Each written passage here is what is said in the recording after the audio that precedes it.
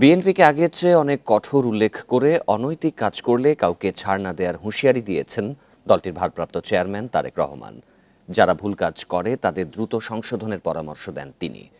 শনিবার ফরিদপুরে বিএনপির কর্মশালায় ভার্চুয়ালি যুক্ত হয়ে এসব কথা বলেন তারেক রহমান।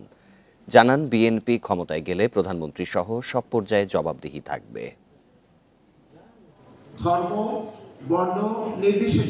রাষ্ট্র সংস্কারে ৩১ দফা ও জনসম্পৃক্তি শীর্ষক কর্মশালার আয়োজন করে ফরিদপুর বিভাগ বিএনপি।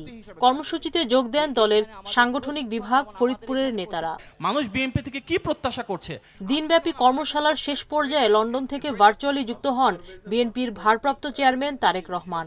এ সময় নেতাদের বিভিন্ন প্রশ্নের জবাব দেন তিনি। জানান, দলের কেউ অন্যায় করলে কোনো ছাড় দেয়া হবে না। যারা খারাপ কাজ, অনৈতিক কাজ করছে, আপনি দেখেছেন এর মধ্যে আমরা অনেকের বিরুদ্ধে ব্যবস্থা গ্রহণ করেছি। সমাপনী বক্তব্যে তারেক রহমান বলেন, বিএনপির প্রতি মানুষের আস্থা নষ্ট হয় এমন কর্মকাণ্ড থেকে বিরত থাকতে হবে সব নেতাকর্মীকে। একটি রাজনৈতিক দল হিসাবে আমাদের যতটুকু করা সম্ভব দলীয় আইন কানুনের ভিতরে থেকে আমরা সেটি করছি। বরং এইবার বিএনপি এক্ষেত্রে এক স্টেপ বেশি গিয়েছে। যারা বেশি অতিরিক্ত করছে তাদের বিরুদ্ধে আমরা দলের অবস্থান থেকে আইনগত ব্যবস্থা নেওয়ার জন্য প্রশাসনকে লিখিতভাবে আইনগত অভিযোগ করেছি আমরা। বিএনপির ভারপ্রাপ্ত চেয়ারম্যান বলেন, আওয়ামী লীগ আমলে লুটপাট আর দুর্নীতিতে ছেয়ে গিয়েছিল, ছিল না কোনো জবাবদিহি। জবাবদিহিতা প্রতিটি পর্যায়ে থাকতে হবে। ইউনিয়ন পরিষদের মেম্বার যেরকম জবাবদিহিতা করবে, প্রধানমন্ত্রীও জবাবদিহিতা করবে। পৌরসভার চেয়ারম্যান, উপজেলা চেয়ারম্যান যেমন জবাবদিহিতা করবে, মন্ত্রীদেরকেও জবাবদিহিতা করতে হবে। একই সাথে সরকারি বলেন, আধা সরকারি বলেন, প্রত্যেকটি পর্যায়ে যারা আছে প্রত্যেকটি জায়গায় জবাবদিহিতা তৈরি করতে হবে। একদিনে সম্ভব না, কিন্তু সেটি সম্ভব, অবাস্তব কিছু না। এ সময় ৩১ দফা বাস্তবায়নে সবার সহযোগিতা চান বিএনপির ভারপ্রাপ্ত চেয়ারম্যান। সুলতানা জাহান মিতু, ইন্ডিপেন্ডেন্ট নিউজ, ঢাকা। অন্তর্বর্তী সরকার আওয়ামী লীগকে নিষিদ্ধ করতে পারে না বলে মন্তব্য করেছেন জাতীয় পার্টির চেয়ারম্যান জিএম কাদের। দুপুরে রাজধানীর বনানীতে জাপা চেয়ারম্যানের কার্যালয়ে সংবিধান সংরক্ষণ দিবস উপলক্ষে আয়োজিত আলোচনা সভায় তিনি এই মন্তব্য করেন। বলেন, জাতীয় ঐক্যের নাম নিয়ে জাতীয় অনৈক্য করেছে অন্তর্বর্তী সরকার। প্রবল গণ আন্দোলনের মুখে ১৯৯০ সালের ডিসেম্বরে পদত্যাগে বাধ্য হন রাষ্ট্রপতি হুসাইন মোহাম্মদ এরশাদ।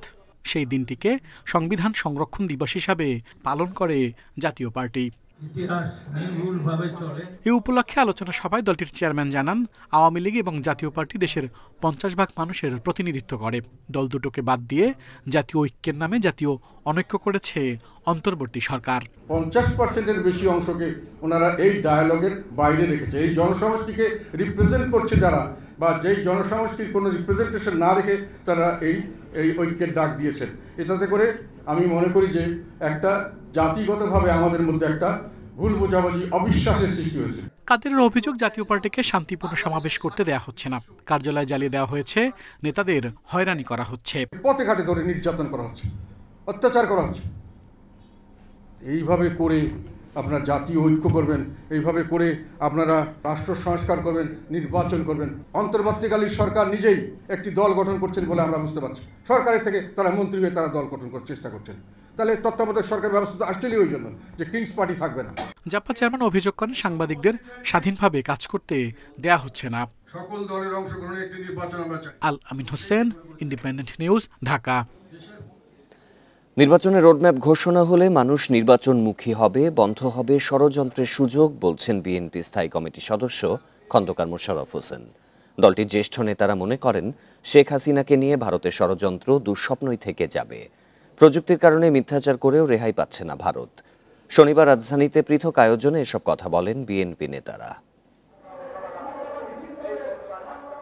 জাতীয় প্রেস ক্লাবের সামনে এই মানববন্ধন ভারতে বাংলাদেশের ডেপুটি হাইকমিশনে আক্রমণ ও জাতীয় পতাকার অবমাননার প্রতিবাদে। এতে অংশ নিয়ে বিএনপি নেতা শামসুজ্জামান দুদু বলেন, ধর্মীয় দৃষ্টিকোণ ছাড়া ভারত কাউকে মূল্যায়ন করে না। হোটেলে কোনো লোক নাই, বাংলাদেশে নাকি ভিসা দিবে না, ভিসা না দিলে কিভাবে ব্যবসার ক্ষতি হয় তার এখন হারে হারে টের পাচ্ছে। আরেক অনুষ্ঠানে বিএনপি নেতা ডাক্তার AZM জাহিদ হোসেন বলেন, ১৬ বছরের আজ্ঞাবহ সরকার পালানোর পর ষড়যন্ত্র শুরু করেছে ভারত। শুকনার সময় আমাদেরকে পানি দেয় না, আর বর্ষাকালে পানি ছেড়ে দিয়ে তারা আমাদেরকে বন্যা দেয়, অর্থাৎ দে আর নট আওয়ার ফ্রেন্ড, তারা আমাদের বন্ধু না। কাজেই তারা আমাদেরকে শোষণ করতে চায়। এ সময় উস্কানিমূলক বক্তব্য ও অপপ্রচারের প্রতিবাদে বিজেপি নেতা ও ভারতীয় সাংবাদিকদের ছবি পোড়ায় বিক্ষুব্ধ জনতা। স্বাধীনতা ও সার্বভৌমত্ব রক্ষার আলোচনায় বিএনপি নেতা ডক্টর খন্দকার মোশাররফ হোসেন বলেন, শেখ হাসিনাকে বাংলাদেশ পাঠিয়ে ভারতের ছেলেখেলা জনগণ আর হতে দেবে না। যদি দেশে নির্বাচনের রোডম্যাপ ঘোষণা করা হয়, তাহলে জনগণ নির্বাচনমুখী হয়ে গেলে আমার বিশ্বাস আজকে যে ছোটখাটো ষড়যন্ত্র করার চেষ্টা করা হচ্ছে, এই ষড়যন্ত্র জনগণের কাছে পাত্তা পাবে না। জাতীয় বার্ন ইনস্টিটিউটে জুলাই অভ্যুত্থানে আহতদের দেখতে গিয়ে বিএনপি নেতা রুহুল কবির রিজভী বলেন, মিথ্যার বেড়াজালে বিশ্ববাসীকে বিভ্রান্ত করার চেষ্টা করেও প্রযুক্তির যুগে সফল হতে পারছে না ভারত। যেখানে সাংবিধানিক ধারাবাহিকতা রক্ষিত হয় বলে আমরা জানতাম, যে ভারতে অনেক জ্ঞানীগুণী মানুষের দেশ বলে আমরা জানতাম, সেই দেশটিকে এখন মনে হচ্ছে এখানে হিংস্র, ঘাতক এবং প্রচণ্ড রক্তপিপাসু মানুষরা সেখানে বাস করে। এদিকে সন্ত্রাস চাঁদাবাজির বিরুদ্ধে বিক্ষোভ মিছিল করেছে ঢাকা মহানগর উত্তর বিএনপি। রাজধানীর মিরপুর ১ নম্বর এলাকা থেকে শুরু হয়ে মিছিলটি বিভিন্ন সড়ক প্রদক্ষিণ করে। ইকরামুল কবির, ইন্ডিপেন্ডেন্ট নিউজ, ঢাকা। দেশ বিদেশে যে কোনো ষড়যন্ত্র রুখে দেওয়ার প্রত্যয় জানালেন অবসরপ্রাপ্ত সেনা কর্মকর্তারা। সরকারের প্রতি সাম্যতার ভিত্তিতে ভারতের সাথে পররাষ্ট্রনীতি পরিচালনার আহ্বান জানান তারা।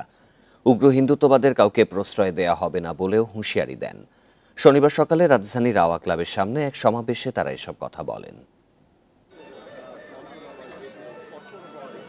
ভারতীয় আগ্রাসনের বিরুদ্ধে প্রতিবাদ সমাবেশের আয়োজন করে জাতীয় ঐক্য ও সংহতি পরিষদ। অংশ নেন সশস্ত্র বাহিনীর অবসরপ্রাপ্ত সদস্যরা। আলোচকদের অভিযোগ, ভারতের সাম্প্রতিক আচরণ দেশের স্বাধীনতা ও সার্বভৌমত্বের প্রতি হুমকি। হাসিনা দুঃশাসনে আমাদের বাংলাদেশের 18 কোটি মানুষ, তাদেরকে ভারতের পদতলে পিষ্ট করা হয়েছে। এই অবস্থা আমরা আর কখনো কোনোদিন ফেরত যেতে দেব না। কি করে সম্ভব যে ভারতের পার্লামেন্টের সামনে আমাদের বাংলাদেশকে জুড়ে ম্যাপ দেওয়া হয়েছে, সেটা তো আমরা কোনো অবস্থাতেই মেনে নিতে পারি না। ভারতের মিডিয়া ও রাজনীতিবিদরা বাংলাদেশকে নিয়ে বিষোদ্গার করছে বলে মন্তব্য করেন অবসরপ্রাপ্ত কর্নেল মোহাম্মদ আহসানুল্লাহ। তিনি বলেন, কোনো নতজানু পররাষ্ট্রনীতি নয়, সম্পর্ক হতে হবে সাম্যতার ভিত্তিতে। বাংলাদেশের বিরুদ্ধে আভ্যন্তরীণ, আন্তর্জাতিক যে কোনো ধরনের ষড়যন্ত্র হবে, আমরা আপনাদের সকলকে সাথে নিয়ে সেই ষড়যন্ত্রকে রুখে দিতে চাই। স্বাধীনতা ও সার্বভৌমত্ব রক্ষায় রাজনৈতিক ভেদাভেদ ভুলে ঐক্য গড়ে তোলার তাগিদ দেন অবসরপ্রাপ্ত লেফটেন্যান্ট কর্নেল মনীষ দেওয়ান। দিল্লির উগ্র হিন্দুত্ববাদের কাউকে প্রশ্রয় দেয়া হবে না বলেও হুঁশিয়ারি দেন তিনি। ইস্টার্ন কমান্ড গোছানোর ভয় আমাদেরকে দেখাবেন না। শুধু আমরা সশস্ত্র বাহিনী নই, 17 কোটি জনতা আছে আমাদের সাথে, আপনাদেরকে সীমান্তেই রুখে দিতে। সমাবেশ শেষে বিভিন্ন বাহিনীর সাবেক সদস্যরা রাওয়া ক্লাব থেকে একটি মিছিল বের করে। এটি প্রধান উপদেষ্টার কার্যালয় সংলগ্ন ক্রসিং হয়ে আবার রাওয়া ক্লাবে এসে শেষ হয়। Buddhadeb Kundu, independent news, Dhaka. আগামী বছরই দেশের মানুষ রাজনৈতিক সরকারকে ক্ষমতায় দেখবে বলে মন্তব্য করেছেন অন্তর্বর্তী সরকারের পরিকল্পনা ও শিক্ষা উপদেষ্টা অধ্যাপক ডক্টর ওয়াহিদুদ্দিন মাহমুদ। সকালে রাজধানীর গুলশানের একটি হোটেলে বাংলাদেশ উন্নয়ন গবেষণা প্রতিষ্ঠান BIDS আয়োজিত 3 দিনব্যাপী বার্ষিক উন্নয়ন সম্মেলনের প্রথম সেশনে তিনি এই মন্তব্য করেন। পরিকল্পনা উপদেষ্টা বলেন, অন্তর্বর্তী সরকার শুধু কিছু সংস্কারের দায়িত্ব নিয়েছে, তাই তাদের বেশি দিন ক্ষমতায় থাকার সুযোগ নেই। তিনি আরও বলেন, গত সরকারের আমলে যেসব প্রকল্প নেওয়া হয়েছিল তার মধ্যে পদ্মা সেতু সহ বেশ কয়েকটি ভালো প্রকল্প আছে, কিন্তু ওইসব প্রকল্পের মধ্যে অনেকগুলোই খ্যাতি অর্জনের জন্য নেওয়া হয়েছিল, যা সরকারের ব্যয় বাড়িয়েছিল বলেও মন্তব্য করেন ওয়াহিদুদ্দিন মাহমুদ।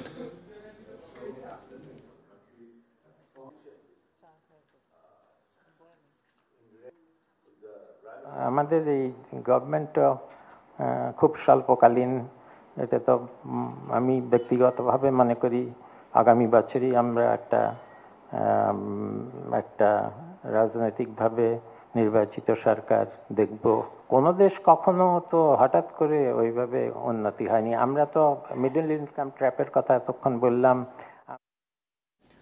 রাষ্ট্রের ক্ষমতা নয়, দায়িত্ব নেওয়ার উদ্দেশ্যে নির্বাচনে অংশগ্রহণ করার আহ্বান জানিয়েছেন মৎস্য ও প্রাণী সম্পদ উপদেষ্টা ফরিদা আখতার। দুপুরে ঢাকা রিপোর্টার্স ইউনিটিতে মতবিনিময় সভায় এই মন্তব্য করেন তিনি। উপদেষ্টা বলেন, ভারত বাংলাদেশকে নিয়ে অনবরত মিথ্যাচার করছে, ভয় দেখাচ্ছে। তবে ভারতকে বাংলাদেশ ভয় পায় না বলে হুঁশিয়ারি দেন তিনি। বলেন, দেশের সার্বভৌমত্ব রক্ষায় ঐক্যবদ্ধ হতে হবে।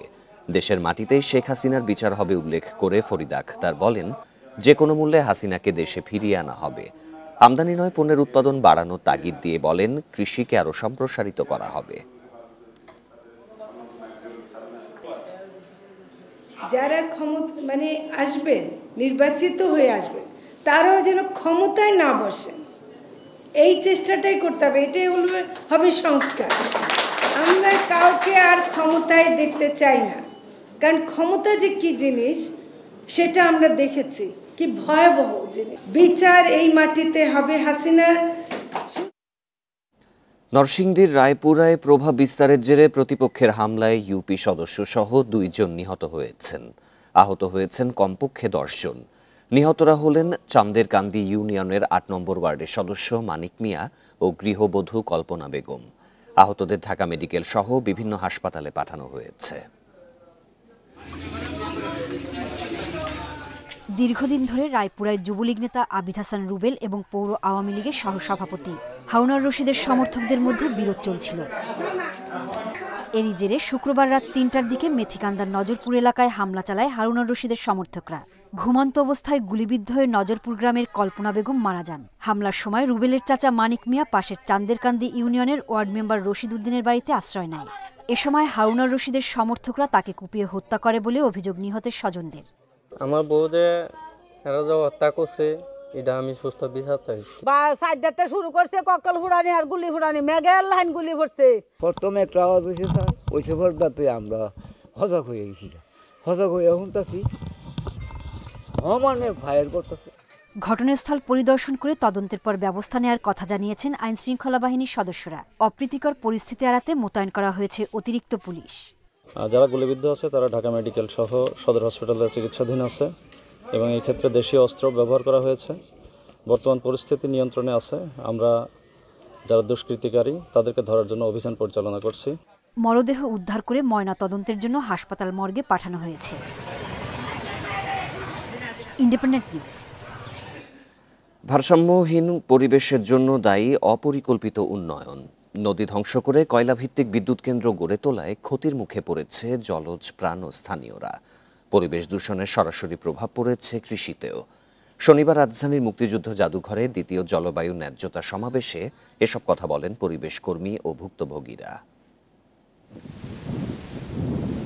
জলবায়ু পরিবর্তনের কারণে সবচেয়ে বেশি ঝুঁকিতে উপকূলের ১৯ জেলা। লবণাক্ত হয়েছে প্রায় 10 লাখ হেক্টর জমি। 15টি ঘূর্ণিঝড়ে উদ্বাস্ত প্রায় ২.৫ কোটি মানুষ। প্রাকৃতিক দুর্যোগের ভয়াবহতা বাড়িয়েছে অপরিকল্পিত উন্নয়ন। নদীর তীর ও সুন্দরবন ধ্বংস করে নির্মাণ হয়েছে রামপাল মাতারবাড়ি কয়লাভিত্তিক বিদ্যুৎ কেন্দ্র। পরিবেশ ও জলবায়ু পরিবর্তন বিষয়ক নাগরিক সংগঠন ধরিত্রী রক্ষায় আমরা আয়োজিত ২য় জলবায়ু ন্যায্যতা সমাবেশে এসব তথ্য তুলে ধরেন ভুক্তভোগীরা। পায়রা বন্দরের অব্যবহৃত জমি আছে ২০০০ একর, যেটি অতিরিক্ত অধিগ্রহণ করা হয়েছিল বলে এখন আমরা বিশ্বাস করি। যে সমস্ত উন্নয়ন হয়েছে সেটি আমি মনে করি অপরিকল্পিত এবং টেকসই না। পেশা পরিবর্তন না করে বা আমরা স্থানচ্যুত না হয়ে সেখানে বসবাস করতে পারি এবং সুস্থ স্বাস্থ্য পরিবেশ নিয়ে আমরা বেঁচে থাকতে পারি, সেটাই আমাদের দাবি। পরিবেশ আন্দোলনকারীরা জানান ২০২৩ সালে কয়লাভিত্তিক বিদ্যুৎ উৎপাদন বেড়েছে প্রায় ৩ গুণ। আমাদের নদীর ফোরশোর ব্যাংক এগুলো দখল করে নিয়ে এটি হচ্ছে, পরিবেশ বিনষ্টের কারণ হচ্ছে। এটি তো হতে পারে না। আমরা বিদ্যুৎ যতটুকু প্রয়োজন ততটুকুই চাই এবং কোল বেস এটি চাই না। সমাবেশে ২ উপদেষ্টা জানান বেশি মুনাফার আশায় প্রাকৃতিক কৃষি পদ্ধতি ধ্বংস করা হয়েছে। ফসিল ফুয়েল বেসড প্রোডাকশনে যদি যাই সেটা কৃষি হোক, লাইভস্টক হোক, সেটা আমাদের জন্য খুব উপকার করবে না। তার চাইতে আমাদের পরিবেশ নির্ভর পদ্ধতিতে যাওয়া দরকার। আমরা আমাদের ক্ষমতা, দক্ষতার ভেতরে যতটুকু করার ততটুকু আমরা করব। আমরা চাই রুল অফ ল, কমপ্লায়েন্স। নদী যদি রক্ষা করাটাই আমার আইন হয়ে থাকে, নদী রক্ষা করব। সমাবেশে মূল প্রবন্ধ উপস্থাপন করেন জলবায়ু ক্ষতিগ্রস্ত দেশ ফিলিপাইনের প্রতিনিধি লিডি ন্যাকপিল। তিনি জানান, COP29-এ প্রতিশ্রুত $3 বিলিয়ন আদায় করতে নেতৃত্ব দিতে হবে বাংলাদেশকে। Shahriar Anirban, independent news, Dhaka. শাহজালাল বিমানবন্দরে 4 কেজি ওজনের ময়ূরের নখ সহ এক ভারতীয় পাচারকারীকে আটক করা হয়েছে। শুক্রবার রাতে তাকে আটক করে শুল্ক গোয়েন্দা বিভাগ। এসব ময়ূরের নখ ভারত থেকে চীনে পাঠানোর জন্য বাংলাদেশে আনেন জাকির হোসেন নামের একজন। বন্যপ্রাণী অপরাধ দমন ইউনিটের কাছে অপরাধ স্বীকার করে পাচারকারী জানান, ভারতের ইন্ডিগোর ফ্লাইটে ঢাকায় পৌঁছান তিনি। এরপরে শুল্ক কর্মকর্তাদের হাতে ধরা পড়েন।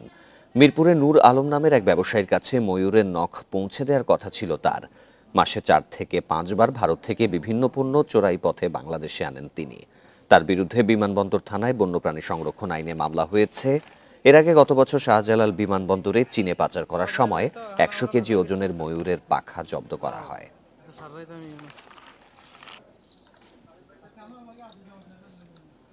চট্টগ্রাম ইপিজেডে একটি কারখানায় আগুন নিয়ন্ত্রণে কাজ করছে ফায়ার সার্ভিসের 6টি ইউনিট। এ নিয়ে আরও জানাতে চট্টগ্রাম থেকে যোগ দিচ্ছেন সহকর্মী অনুপম শীল।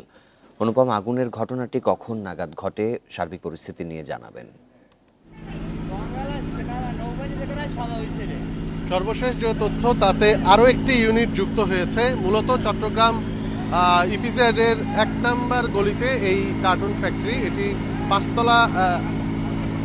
তলা একটি ভবন এবং এই 5 তলা ভবনের 4র্থ এবং 5ম তলায় মূলত আগুন লেগেছে। আমরা স্থানীয়ভাবে এখনো পর্যন্ত যেটি জানছি যে ইউনিটি অ্যাক্সেসরিজ নামে একটি প্রতিষ্ঠান, যারা মূলত এখানে বিভিন্ন ধরনের কাগজের বাক্স, কার্টুন, এই সমস্ত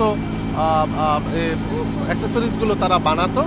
সন্ধ্যা 6:10-এর দিকে এখানে আগুনের খবর পায় ফায়ার সার্ভিস এবং 6:15 থেকে পার্শ্ববর্তী প্রথমে ইপিজেড যে ফায়ার স্টেশন আছে তারা, এবং পরবর্তীতে আরও অন্তত 6টি, এবং এখানে পাশেই বাংলাদেশ নৌবাহিনীর যে বানোজা ঈশা খান ঘাঁটি, সেখান থেকেও কিন্তু ফায়ার সার্ভিসের কর্মীরা এসে এখানে, অর্থাৎ নৌবাহিনীর ফায়ার সার্ভিসের যে ডিপার্টমেন্ট আছে তারাও এখানে আগুন নেভানোর কাজ শুরু করেছে।